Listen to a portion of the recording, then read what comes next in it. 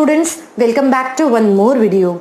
अभी हम स्टार्ट कर रहे हैं एक ऐसा टॉपिक जो हमारे ऑर्गेनिक केमिस्ट्री का बेसिक टॉपिक है और जैसे ही हम ऑर्गेनिक केमिस्ट्री के और कॉन्सेप्ट्स पढ़ेंगे ये टॉपिक आपको पता होना चाहिए। तो ये कौन सा टॉपिक है? ये टॉपिक है ज्योमेट्रिकल आइसोमेरिज्म। स्टूडेंट्स, आपने प्रीवियस वीडियो में आइसोमेरिज्म जरूर पढ़ा होगा। सो आइसोमेरिज्म के दो टाइप्स होते हैं। फर्स्ट जो होता है वो होता है स्ट्रक्चरल आइसोमेरिज्म और सेकंड जो होता है वो होता है स्टीरियो आइसोमेरिज्म। हमने हमारे प्रीवियस वीडियो में स्ट्रक्चरल आइसोमेरिज्म ये कॉन्सेप्ट पढ़ चुके हैं, उसके कुछ टाइप्स है वो भी हम अच्छे से पढ़ चुके हैं और जिन्होंने भी वो वीडियो नहीं देखा हुआ है वो सभी प्लेलिस्ट में जाके वो वीडियो आराम से देख सकते हैं। वैसे तो इस टॉपिक का उस स्ट्रक्चरल आइसोमेरिज्म से कोई रिलेशन नहीं है, बट अगर आपको पढ़ना है और आपको समझना है कि एक उसका दूसरा टाइप क्या होता है तो आप वो वीडियो जरूर देख सकते हैं। तो आज की क्लास स्टार्ट करते हैं with the topic geometrical isomerism. अब ज्योमेट्रिकल आइसोमेरिज्म होता क्या है ये मैं आपको सबसे पहले डेफिनेशन के थ्रू समझाती हूँ। मैं डेफिनेशन यहाँ रीड करती हूँ। क्या कहा है डेफिनेशन में? देखो, isomers which possesses same molecular and structural formula. ये तो हमें पता ही होता है कि जो आइसोमेरिज्म होता है, आइसोमेरिज्म में हम एक वर्ड यूज करते हैं, same structural formula, same molecular formula and different structural formula. But मैं यहां पर वर्ड यूज कर रही हूं same molecular formula and structural. उनका molecular formula as well as structural formula same है। इट मींस उनका नेम भी क्या होगा? सेम ही होगा। अब क्या डिफरेंस होता है फिर? तो डिफर क्या होता है? But differ in the arrangement of atoms और ग्रुप्स। जो भी उसके अटैच ग्रुप्स रहते हैं, एटम्स रहते हैं, उनके अरेंजमेंट में डिफरेंस होगा। ओके, और वो अरेंजमेंट कैसे? In space due to restricted rotation of C double bond C. अब क्या होता है कि ये जो दो डबल बॉन्ड होते हैं इसीलिए उसको प्रॉपरली क्या नहीं हो सकता, वो रोटेट नहीं हो सकता और इसीलिए वो रेस्ट्रिक्टेड रोटेशन की वजह से यहां पर क्या है, यहां पर हम बता सकते हैं कि उसमें स्पेस में अरेंजमेंट डिफरेंट होती है। फॉर एग्जाम्पल मैं आपको यहां समझाती हूं। जैसे कि मेरे पास में ये एग्जाम्पल है, यहां पर मैंने लिखा इसको CH3 और ये आ गया है H, यहाँ पर आ गया CH3 और ये आ गया H। स्टूडेंट, क्या आप इसका नाम लिख सकते हो? यस, बहुत इजी है। 1 2 3 4। तो इसका नाम है ब्यूट-टू-इन। इसको मैं क्या कह सकती हूँ? ब्यूट-टू-इन। अब एक और स्ट्रक्चर में लिखती हूँ जिसमें क्या है, डबल बॉन्ड है। CH3H, यहाँ पर H आ गया और यहाँ पर क्या आ जाए, यहाँ पर CH3 आ गया और यहाँ H आ गया। और इसका भी नाम क्या होता है? चलो देखते हैं। 1 2 3 4। सो इसका भी नाम होता है ब्यूट-टू-इन। जब इन दोनों का नेम सेम है इट मींस उनका स्ट्रक्चरल फॉर्मूला डिफरेंट नहीं है। दोनों का मॉलिक्यूलर फॉर्मूला सेम है, स्ट्रक्चरल फॉर्मूला सेम है। सिर्फ डिफरेंस किस में है ये देखो, आप ध्यान से समझो। यहाँ पर CH3 और यहाँ CH3 है, बट हम दूसरे वाले कंडीशन में देखेंगे कि एक CH3 ऊपर है और एक CH3 नीचे है। तो ज्योमेट्रिकल आइसोमेरिज्म ये कहता है कि ग्रुप ऑफ एटम्स और atoms differ in the spatial arrangement. Spatial arrangement it means अगर आप डबल बॉन्ड की बात करें, अगर मैं डबल बॉन्ड की बात करूं तो आप देख पाओगे कि ये जो दोनों ग्रुप्स है, both groups are on the same side, similar. और सेम साइड पे कौन से ग्रुप है? Same side same group, same side same group है। बट अगर आप जैसे ही इस पे बात करोगे तो यहां पर हम देख सकते हैं कि यहां पर क्या होगा, different group on different side,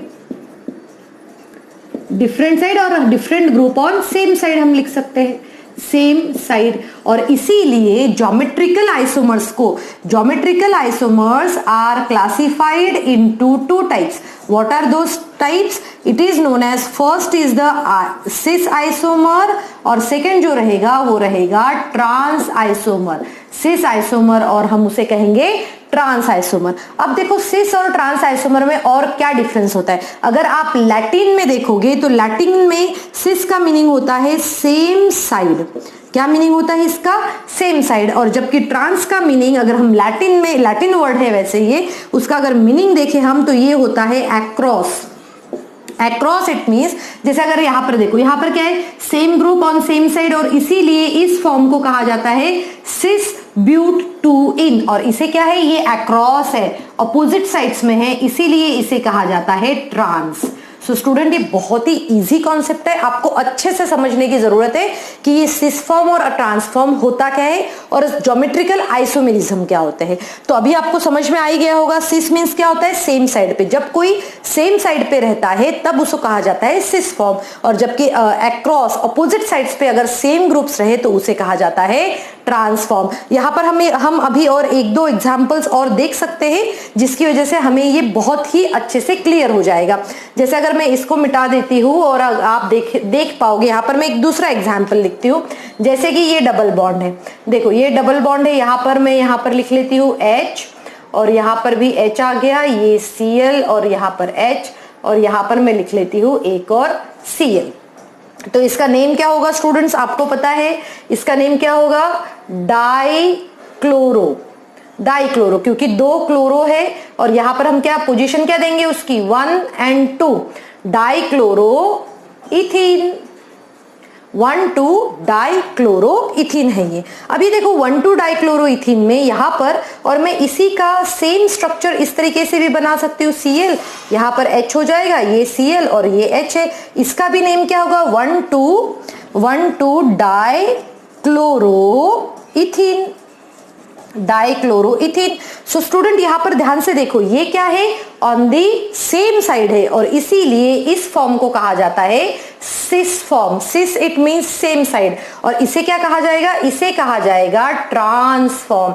transform means what, across और opposite side of it. So student जब अगर आपको ये अच्छे से समझ में आ गया है कि सिस और ट्रांसफॉर्म क्या होते हैं और उनको कैसे ड्रॉ किया जाता है, इसके बाद में अब हम पढ़ेंगे कुछ properties of cis and trans form. अभी हम स्टार्ट करते हैं physical properties of cis and trans form. तो अभी हम देखे हैं कि सिस और ट्रांसफॉर्म जो है, या फिर हम इसको कह सकते हैं सिस एंड ट्रांस आइसोमर्स के क्या क्या प्रॉपर्टीज है जो उनको डिफर करती है, या फिर हम जब दोनों की बात करें तो उनमें ऐसी कौन सी प्रॉपर्टीज रहती है जो उन दोनों में डिफरेंस क्रिएट करती है। सो और इसके ऊपर क्वेश्चंस बन सकते हैं स्टूडेंट्स, तो इन सभी प्रॉपर्टीज को अच्छे से मेमोराइज करना है। सो फर्स्ट प्रॉपर्टी हमने क्या कहा कि melting point of trans and cis form. So melting point के बारे में हम बात कर रहे हैं, तो हमने क्या कहा कि melting point of trans is more और is higher than the cis form. अब जब हम मेल्टिंग पॉइंट की बात कर रहे हैं तो ट्रांस का हमेशा मेल्टिंग पॉइंट कैसे रहेगा, हाई रहेगा। अब हम आते हैं बॉइलिंग पॉइंट की तरफ। बॉइलिंग पॉइंट की जब मैं बात करूं तो बॉइलिंग पॉइंट में क्या होता है, इसका आंसर अभी आपको मिलेगा, नीचे एक दो पॉइंट्स हम पढ़ेंगे उस वक्त पे ये बहुत ही क्लियर हो जाएगा। देखो boiling point of cis form हमने क्या कहा, is more is higher than the trans form. मतलब बॉइलिंग पॉइंट जो है वो सिस का ज्यादा रहेगा as compare to the trans form. अब देखो यहां पर अगर हम बातें स्टूडेंट्स, यहां पर अगर आपको कुछ भी परेशानी हो रही है फॉर्म लिखते समय, तो हम यहां पर आइसोमर्स भी यूज कर सकते हैं ताकि हमें क्या हो, थोड़ा सा समझने में और याद करने में इजी रहे, तो हम आइसोमर्स यूज कर रहे हैं। और थर्ड हम कह रहे हैं कि cis isomer is having more dipole moment than trans। देखो यहां पर हम कैसे समझ सकते हैं, अगर हम ये वाला एग्जाम्पल लेते हैं यहां पर, तो यहां पर स्टूडेंट्स देखो ध्यान से, ये वाला एग्जाम्पल लिया तो इसका नेचर टेंडेंसी क्या होती है, इसकी टेंडेंसी होती है कि ये क्या रहेगा, इन दोनों के कंपैरिजन में ये ज्यादा इलेक्ट्रोनेगेटिव है तो डाइपोल मोमेंट यहां क्रिएट होगा। अगर जब आप इसके ऊपर जाओगे तो डाइपोल मोमेंट यहां क्रिएट होगा, और इसीलिए जब आप देखोगे तो इनका नेट डाइपोल मोमेंट अप्रॉक्स जब आप कैलकुलेट करोगे तो 0.33 बाय आता है। बट वही अगर हम इसका ये कौन सा आइसोमर है, सिस आइसोमर है, और अगर मैं इसी का ट्रांस आइसोमर ड्रॉ करती हूं तो ट्रांस आइसोमर में क्या होगा, ट्रांस आइसोमर में ये इस तरीके से डाइपोल मोमेंट यहाँ कलेक्ट हो जाएगा, या फिर हम ये कहेंगे कि यहाँ पर डाइपोल मोमेंट क्या होगा, due to proper symmetry dipole moment क्या होगा, कैंसल आउट हो जाएगा। और ये कौन सा फॉर्म है, ये जो फॉर्म है वो है ट्रांसफॉर्म। सो हमने यही कहा कि सिस आइसोमर का डाइपोल मोमेंट हमेशा ज्यादा रहेगा as compared to the trans, और रीजन उसके लिए ये है कि ये क्या होता है, ये थोड़ा सा पोलार इन नेचर होता है, जबकि ये क्या होता है, ये होता है non polar in nature.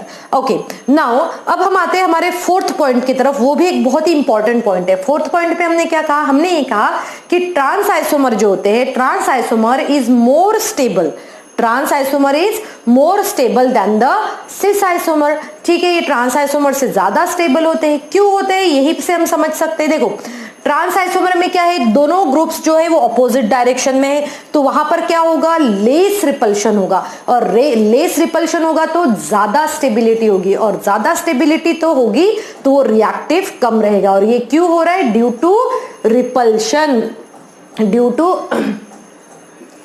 Less repulsion. हम क्या कहेंगे, due to less repulsion. Trans form में हमेशा कम रिपल्शन होता है क्योंकि ये दोनों ग्रुप्स जो है ये अक्रॉस रहते हैं, जबकि सिस फॉर्म में रिपल्शन क्या होता है, सिस फॉर्म में रिपल्शन ज्यादा होता है, और इसीलिए क्या होगा, इसीलिए इन दोनों का जो डाइपोल मोमेंट जो रहेगा वो कैसे रहेगा, थोड़ा सा हाई रहेगा, और यहाँ पर रिपल्शन ज्यादा है तो उनकी स्टेबिलिटी कम होगी और रिएक्टिविटी ज्यादा होगी। तो हम ये चारों पॉइंट्स जो है सिस और ट्रांस आइसोमर्स के अच्छे से याद रखेंगे। चलो एक बार फिर से रिवाइज करते हैं। हमने ये कहा कि मेल्टिंग पॉइंट जो है ट्रांस आइसोमर्स का ज्यादा होता है as compare to cis isomer. Then boiling point जो कहा हमने सिस आइसोमर का क्या होता है, बॉइलिंग पॉइंट ज्यादा होता है एज कंपेयर टू ट्रांस। क्यों होता है ऐसे, क्योंकि क्या हो जाएगा, देखो सिस का क्यों ज्यादा है, क्योंकि वहां पर क्या है, ज्यादा रिपल्शन है।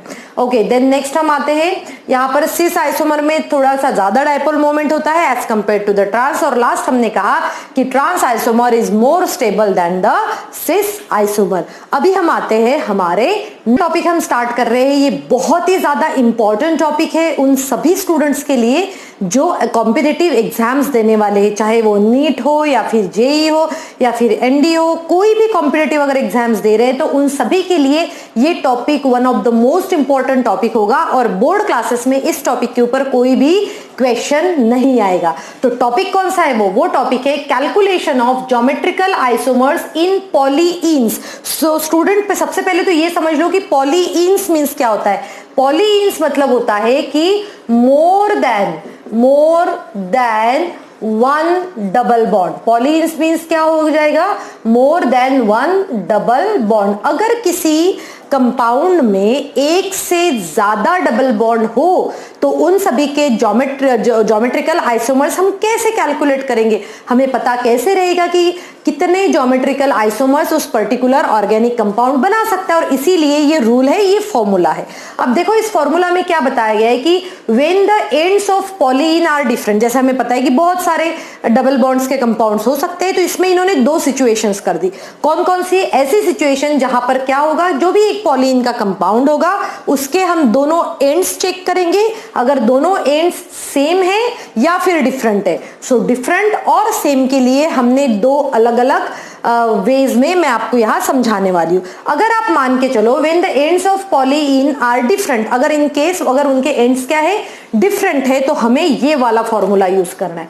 बहुत इजी है ये स्टूडेंट्स, देखो हम कौन सा फॉर्मूला यूज करेंगे, ये, और वो फॉर्मूला कहता है number of geometrical isomers is equal to n square. अब एन स्क्वायर क्या होता है, चलो मैं आपको समझाती हूँ। जैसे कि ये एक मेरे पास में कंपाउंड है, CH double bond CH single bond CH double bond CH single bond CH, then यहाँ पर आ जाएगा, ओके सो यहाँ ये हो गया, फिर यहाँ पर आ जाएगा CH2Cl। सो देख लेते हैं सबकी वैलेंसीज कंप्लीट है या नहीं है। आई होप सबकी वैलेंसीज कंप्लीट है। तो आप देखो ये जो कंपाउंड है इसका नेम तो आप इजीली लिख ही पाओगे, बट हमें ये पता करना है कि इसमें कितने ज्योमेट्रिकल आइसोमेरिज्म या कितने ज्योमेट्रिकल आइसोमर्स हम ड्रॉ कर सकते हैं। तो हमने क्या कहा, ends of polyene are different, more than one कहा था तो यहाँ पर दो है, और यहाँ पर हमने क्या कहा, दोनों फ्री एंड्स भी क्या है उनके डिफरेंट है। और n मतलब क्या होता है, n is equal to number of double bond.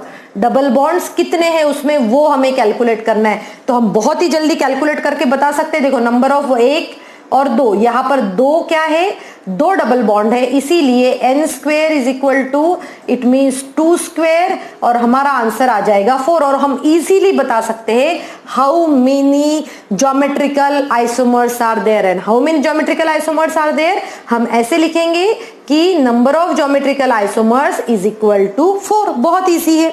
चलो मैं एक और एग्जांपल लेती हूँ, C6H5CH double bond CH single bond CH double bond CH, then single bond CH, then again double bond CH, then single bond यहाँ पर आ जाएगा CH double bond CH और फिर आ जाएगा Cl। देखो अभी मैंने ये एक कंपाउंड ड्रॉ किया है, आप इजीली उसका नेम तो लिख ही सकते हैं। अगर मुझे इंस्टेंटली बताना है कि इसमें कितने ज्योमेट्रिकल आइसोमर्स है तो मैं सबसे पहले बॉन्ड्स कैलकुलेट करूंगी। 1 2 3 4। सो 4 है, इट मीन्स 4 का हमें स्क्वायर होना चाहिए 16। तो इस कंपाउंड के लिए हमारे पास में कितने ज्योमेट्रिकल आइसोमर्स होने चाहिए? 16 ज्योमेट्रिकल आइसोमर्स होनी चाहिए। और ये फॉर्मूला जब आप यूज करें तो आपको ये देखना है कि पॉलीइन में क्या होना चाहिए, वो डिफरेंट होना चाहिए। ओके, सो चलो आते हैं अब हमारे दूसरे कॉन्सेप्ट की तरफ, और वो क्या है? When the ends of polyene are same. आप यहाँ देख सकते हो कि यहाँ एंड्स जो है हमने क्या रखे? डिफरेंट रखे थे। अब इन्होंने क्या कहा कि when the ends of that polyene are same. चलो एक दो एग्जांपल्स लेते हैं जिसमें एंड्स क्या हो? सेम हो, और हम उसको करके देखेंगे, सॉल्व करके देखेंगे कि हमारा करेक्ट आता है या नहीं। यहाँ पर मैं देखो, यहाँ पर मैं एग्जांपल लेती हूँ इसी का, और एग्जांपल में लूंगी CH3 CH double bond CH, then यहाँ पर आ गया CH, देन यहाँ पर CH2, then CH double bond CH, और यहाँ पर आ जाएगा फिर से CH3। ठीक है, देख लो सबका और balances, I hope balances complete है सबकी, आप चेक कर सकते हो। यहाँ पर देखो 5 बैलेंसेस हो गई है, तो इसको हम डबल बॉन्ड की जगह सिंगल बॉन्ड रख लेते हैं, सिंगल बॉन्ड CH। फिर इसकी देखो यहाँ पर बैलेंसेस कंप्लीट नहीं है, तो हम यहाँ पर CH2 कर सकते हैं, यस CH2। फिर यहाँ पर बॉन्ड बना दो, यहाँ पर इस तरीके से बॉन्ड बनाते 1 2 3 4, फिर 1 2, फिर यहाँ पर जो है बॉन्ड नहीं आएगा। देन यहाँ पर जो है, मैं इसको फिर से रीअरेंज करती हूँ इस एग्जाम्पल को। C यहाँ पर 4 हो गया है, यहाँ कितना हुआ? 3 1 4 हो गया, और लास्ट में ले लेते हैं CH3। अब आप देख सकते हो कि दोनों एंड क्या है? सेम है, तो हमने फर्स्ट कंडीशन लिख ली। अब इन्होंने क्या कहा है कि n it means even number. So n मतलब क्या कहा था हमने कहा था कि कितने डबल बॉन्ड है आपको काउंट करना है। तो काउंट करो यहाँ पर कितने डबल बॉन्ड है? 1 और 2 डबल बॉन्ड है, 2 डबल बॉन्ड है, इट मीन्स इसका क्या है? ये इवन नंबर है। चलो फॉर्मूला में अब वैल्यू डालते हैं और आंसर कैलकुलेट करते हैं कि क्या होना चाहिए। देखो आंसर कैसे कैलकुलेट करेंगे हम? जैसे ये 2n-1 प्लस 2n/2 माइनस 1, और हमें पता है कि n का आंसर कितना है यहाँ पर n इज इक्वल टू 2 है, क्योंकि 2 डबल बॉन्ड है। सो लिखो यहाँ पर 2, यहाँ पर आ जाएगा 2-1 प्लस 2, यहाँ पर हो जाएगा 2/2 माइनस 1। ठीक है, सो ये जब हम कैलकुलेट करेंगे तो कितना आ जाएगा? जब आप कैलकुलेट करो इसको 2 और ये हो जाएगा 1 प्लस इसके ऊपर तो 0 ही आएगा सीधे सीधे। देखो यहाँ पर तो कुछ भी नहीं बचा, तो इसका जो है आइसोमर कितने बनेंगे? सिर्फ एक ही इसका आइसोमर बन सकता है। सो इस तरीके से जो है हम इसको कैलकुलेट कर सकते हैं। अब इसकी जगह पे हम एक और एग्जाम्पल लेते हैं जिसमें क्या हो, थोड़े ज्यादा डबल बॉन्ड्स हो, ताकि हमें थोड़ा सा अच्छे से और समझ में आ जाए। सो मैं यहाँ पर ले रही हूँ CH3 CH double bond CH, CH2 single bond CH double bond CH, then CH2, then CH, फिर आ जाएगा यहाँ पर CH2, फिर डबल बॉन्ड CH, देन यहाँ पर आ जाएगा 1 2 3, 3 ही हुए हैं, फिर मैं यहाँ पर CH3 लिख लेती हूँ। आई होप सबकी वैलेंसीज जो है प्रॉपरली कंप्लीट है। अब देखो यहाँ पर काउंट करो, ये 1 डबल बॉन्ड, ये 2 डबल बॉन्ड और ये 3 डबल बॉन्ड। सो 3 डबल बॉन्ड मतलब ऑड नंबर है, ऑड नंबर में वैल्यूज डालो, ये 2n+1 और यहाँ पर कितना होगा? Plus 2n-1/2। चलो अब इसको सॉल्व करते हैं हम। अब सॉल्व करने के बाद में हमें कैसे पता चलेगा? ये भी माइनस ही है। सो 2 यहाँ पर कितने डबल बॉन्ड से? 3, सो 3-1 प्लस 2, यहाँ पर कितने? 3-1/2। सॉल्व करो इसको, 2 यहाँ पर आ जाएगा 2 प्लस 2 यहाँ पर कितना हो गया? 1। सो आप सॉल्व करेंगे, इसका आ जाएगा 4 प्लस 2 इट मीन्स 6। सो इसके कितने आइसोमर्स पॉसिबल है इस सिचुएशन में? इस सिचुएशन में इसके पॉसिबल है 6 isomers. So student, I hope आपको समझ में आ गया है कि जब कोई पॉलीइन का सेम एंड रहता है और डिफरेंट एंड रहता है, और साथ में ही हम ये भी देखेंगे कि इवन नंबर है या ऑड नंबर है। स्टूडेंट्स, आप सभी को इसकी प्रैक्टिस करना है, वो भी अच्छे से। और अगर आपको कोई भी डाउट है तो आप मुझे कमेंट सेक्शन में लिखकर मुझे जरूर बताइएगा।